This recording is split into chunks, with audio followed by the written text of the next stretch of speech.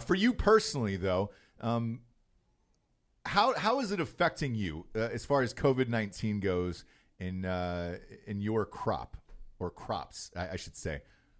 Yeah, well, right now, I mean, honestly, like where we're at with what we're doing, we are so rural out here that there really hasn't been much that's shut down that's affected us much, other than Good.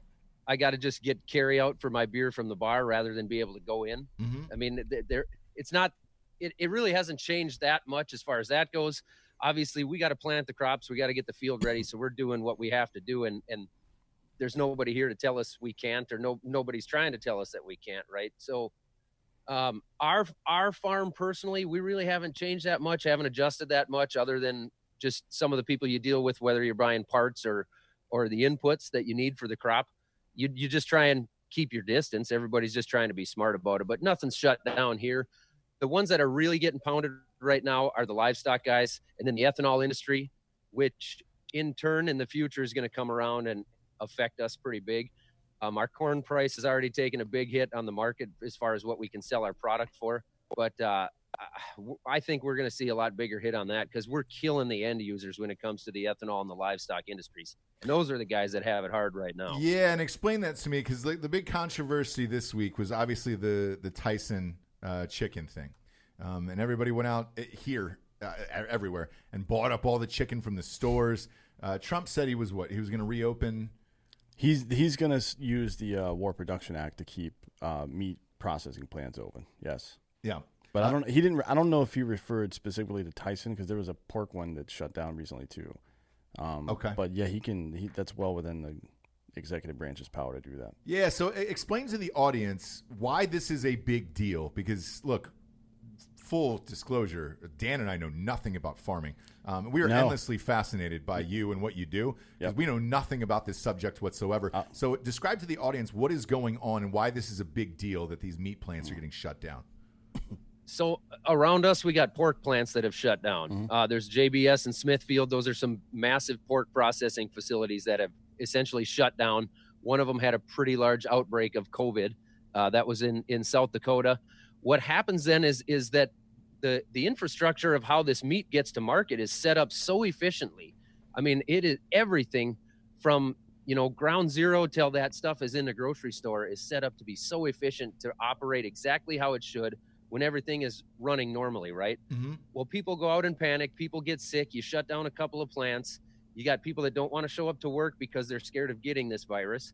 And it throws a wrench into the whole system. And now what we've got is, specifically, I'm going to talk hogs here for a second, because the hogs, or the pig farmers that I know, I talked to them for quite a while yesterday, and the situation they've got is they've got pigs that are ready to go to market that should be getting slaughtered and sent to the grocery store right now, and these processing facilities can't take them. And it's a little bit complicated. There's several reasons why. Number one is because they've got some of these plants shut down. So they've already taken stuff out of production, so they can't handle as many hogs as what they're set up to take. But yet the farmers are sitting there with the pigs that they thought they were going to be able to get rid of, and now they can't. So now they've got barns that are full. They got places that they can't go with them, and they got hogs coming up behind them that are supposed to fill those barns once the finishing barns are empty. So you've got a situation where they can't hardly give the pigs away, and the processing plants can't take them. Yet the pork that you guys are seeing in the grocery stores is more expensive and harder to come by. And we've got producers out here that might have to make some pretty tough decisions and literally end up euthanizing or killing some of the hogs that were ready to go to market because they don't have a place to go with them.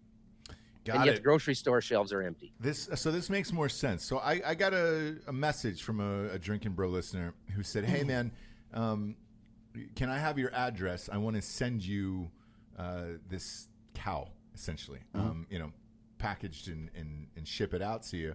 And I was like, sure, that's an odd request, but we'll take the meat, obviously.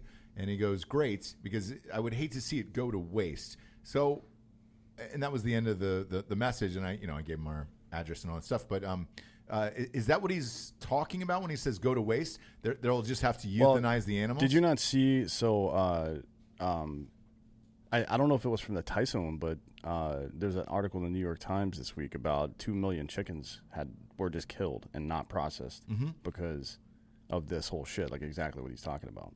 Yeah, well, for me, the hardest time I'm having, I guess, during this whole pandemic is I don't trust the news anyways, because I feel like it's driving some agenda. So I don't know whether any of this is true or not.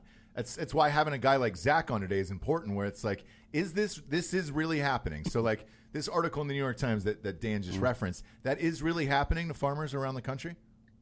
That is really happening because they don't have a place to go with these animals, right? It's just, and it's crazy. So they've put all this money and time into these animals, and these animals get to the end where it's time for them to go to the market, and there is no market, and we can't come up with one. I mean, and the thing is too, that like the hog producer that I talked to yesterday, they are the perfect definition of a family farm, which there's not many of those left when it comes to a lot of things livestock, but specifically poultry and hogs. And they own all their own pigs. But when you think of a family farm, I'm not talking the old dude in a straw hat with a horse and an old cabless tractor. I mean, these guys own 100 or 150,000 hogs that they house over, dozens of buildings that they're paying people to maintain the buildings and keep the hogs going. But it is a family farm. It's him and his brother and his dad that run this operation. And now they've got these hogs that need to go to market, and they can't give them away. And the options are, you either feed them a maintenance ration, so you're feeding them every single day. And in the end, your market price on those is going to go down anyway, because the market wants them when they want them. If you keep them around, that animal gets older and it gets bigger. The quality of that meat goes down. They're not going to be willing to pay as much for it. Not only that, but you got way more into the animal. So right now they're losing $20, $25 per hog if they can get it to market. If they can't get it to market, obviously everything they had into that animal is a complete loss. And they may have to face a tough decision of getting rid of, potentially they could have to get rid of 100,000 animals that essentially are gone. Wow. So is Donald Trump doing the right thing in this instance? I don't want to say that he's doing the wrong thing. I don't think he's doing the wrong thing, but I think he's doing some tough talking, because the fact is a lot of those facilities, first off, are they may opt to not be open. And then it's going to be tough to find workers. Getting the workers into those facilities right now, those workers don't want to come to work when there's this huge risk of COVID, right? And you got all these people standing in those facilities shoulder to shoulder getting the work done. So they're struggling to find labor. So I think, you want to keep the facilities open and keep them moving so we can get rid of as many animals as we can. But at the same time, like, is that going to happen? I don't know. I think it's a really difficult situation. It's another thing coming from COVID that we just have never seen before.